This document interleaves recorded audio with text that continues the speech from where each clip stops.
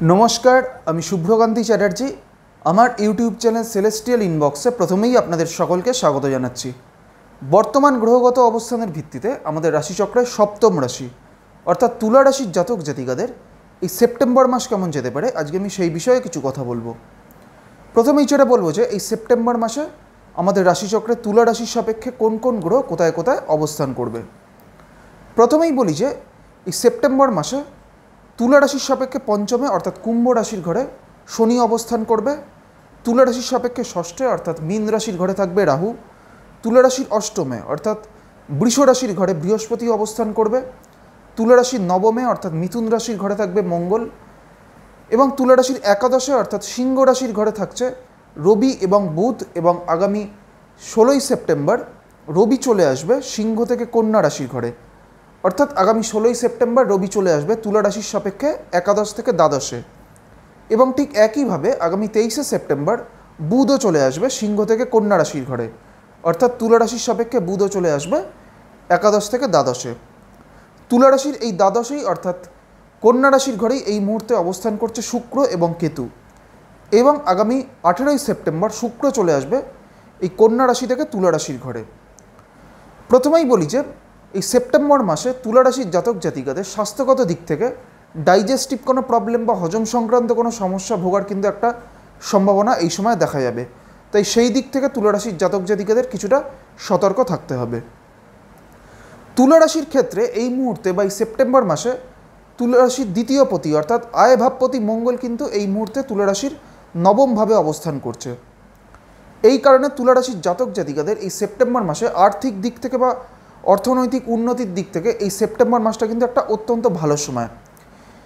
এই সেপ্টেম্বর মাসে তুলা রাশির ক্ষেত্রে কিন্তু এই সময় অর্থনৈতিক উন্নতি বা আর্থিক দিক থেকে কিন্তু এই সময়টা যথেষ্ট একটা অনুকূল সময়। তুলা রাশির ক্ষেত্রে এই মুহূর্তে একাদশভাবে অর্থাৎ সাফল্যের ভাবে রবি এবং বুধ কিন্তু একত্রিত হয়ে অবস্থান করছে, যেটাকে আমাদের জ্যোতিষের ভাষায় বলা হয় বুধাদিত্য যোগ। এবং যেহেতু এই একাদশ ভাব অর্থাৎ সাফল্যের ভাবে যেহেতু বুধাদিত্য যোগ তৈরি হয়েছে, সেক্ষেত্রে তুলা রাশির জাতক জাতিকাদের এই সেপ্টেম্বর মাসে বিশেষ করে মাসের প্রথমার্ধটা অর্থাৎ 16ই সেপ্টেম্বর অবধি সময়টা কিন্তু তুলা রাশির জাতক জাতিকাদের কর্মজীবনের দিক থেকে একটা অত্যন্ত ভালো সময়। এবং তুলা রাশির যারা ব্যবসা করছেন তাদের ক্ষেত্রেও এই সেপ্টেম্বর মাস কিন্তু একটা সামগ্রিকভাবে একটা অত্যন্ত ভালো সময়। তুলা রাশির জাতক জাতিকাদের পারিবারিক দিক থেকেও এই সেপ্টেম্বর মাস কিন্তু একটা সামগ্রিকভাবে একটা ভালো সময়, কারণ দ্বিতীয় পতি মঙ্গল যেহেতু নবমভাবে থাকছে সেই কারণে তুলা রাশির জাতক জাতিকাদের কোনো পরিবারে কোনো শুভ কাজ সম্পন্ন হওয়ার একটা সম্ভাবনা থাকবে। এবং এর পাশাপাশি তুলা রাশির জাতক জাতিকাদের এই সেপ্টেম্বর মাসে নতুন কোনো সম্পত্তি ক্রয়েরও একটা সম্ভাবনা এই সেপ্টেম্বর মাসে থাকছে। তুলা রাশির শিক্ষার্থীদের ক্ষেত্রেও এই সেপ্টেম্বর মাস কিন্তু একটা অনুকূল সময়। বিশেষ করে মাসের প্রথমার্ধটা এই সময়টা কিন্তু যেহেতু একাদশভাবে রবি এবং বুধ একত্রিত হয়ে অবস্থান করছে, সেহেতু যারা শিক্ষার্থীরা রয়েছেন তাদের ক্ষেত্রে এই সময়টা ভালো সময়। এবং তুলা রাশির যারা উচ্চশিক্ষায় রয়েছেন বা যারা কোনো ধরনের রিসার্চের সাথে যুক্ত হয়েছেন তাদের ক্ষেত্রেও কিন্তু এই সেপ্টেম্বর মাসটা একটা সামগ্রিকভাবে ভালো সময়। এইবার আমি আসছি তুলা রাশির যে নক্ষত্রগুলি রয়েছে অর্থাৎ চিত্রা, স্বাতী এবং বিশাখা, এই তিনটি নক্ষত্রের জাতক জাতিকাদের এই সেপ্টেম্বর মাস কেমন যেতে পারে। প্রথমেই আমি আসছি চিত্রা নক্ষত্রের ক্ষেত্রে। চিত্রা হচ্ছে আমাদের রাশিচক্রের 14 নম্বর নক্ষত্র এবং চিত্রা হচ্ছে মঙ্গলের নক্ষত্র। এই চিত্রা নক্ষত্রের শেষ দুটি চরণই কিন্তু রয়েছে তুলা রাশির ঘরে। এই মুহূর্তে চিত্রা নক্ষত্রের সাপেক্ষে নবতারা চক্রে শনি অবস্থান করছে বিপদ নক্ষত্রে।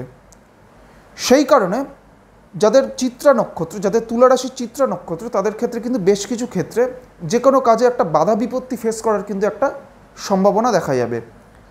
তবে এর পাশাপাশি যাদের তুলা রাশির চিত্রা নক্ষত্র তাদের ক্ষেত্রে একটা পজিটিভ দিক হচ্ছে যে এই মুহূর্তে মঙ্গল অবস্থান করছে কিন্তু চিত্রা নক্ষত্রের সাপেক্ষে সম্পদ নক্ষত্রে।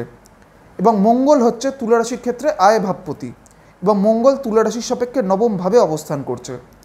সেই কারণে তুলা রাশির যাদের চিত্রা নক্ষত্র তাদের ক্ষেত্রে এই সেপ্টেম্বর মাসে আর্থিক দিক থেকে বা তাদের কর্মজীবনের দিক থেকে কিন্তু একটা সামগ্রিকভাবে একটা ভালো সময়।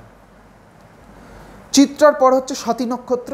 স্বাতী হচ্ছে আমাদের রাশিচক্রের 15 নম্বর নক্ষত্র এবং স্বাতী হচ্ছে রাহুর নক্ষত্র। স্বাতী নক্ষত্রের ক্ষেত্রেও এই সেপ্টেম্বর মাস কিন্তু একটা সামগ্রিকভাবে অত্যন্ত ভালো সময়, কারণ স্বাতী নক্ষত্রের সাপেক্ষে নবতারা চক্রে শনি অবস্থান করছে সম্পদ নক্ষত্রে এবং বৃহস্পতি অবস্থান করছে অতিমিত্র নক্ষত্রে। সেই কারণে স্বাতী নক্ষত্রের জাতক জাতিকাদের আর্থিক দিক থেকে বা অর্থনৈতিক উন্নতির দিক থেকে এবং তার সাথে কর্মজীবনের দিক থেকেও কিন্তু স্বাতী নক্ষত্রের জাতক জাতিকাদের ক্ষেত্রে এই সেপ্টেম্বর মাস কিন্তু একটা অত্যন্ত অনুকূল সময়। স্বাতীর পর হচ্ছে বিশাখা নক্ষত্র। বিশাখা হচ্ছে বৃহস্পতির নক্ষত্র এবং বিশাখা হচ্ছে আমাদের রাশিচক্রের 16 নম্বর নক্ষত্র।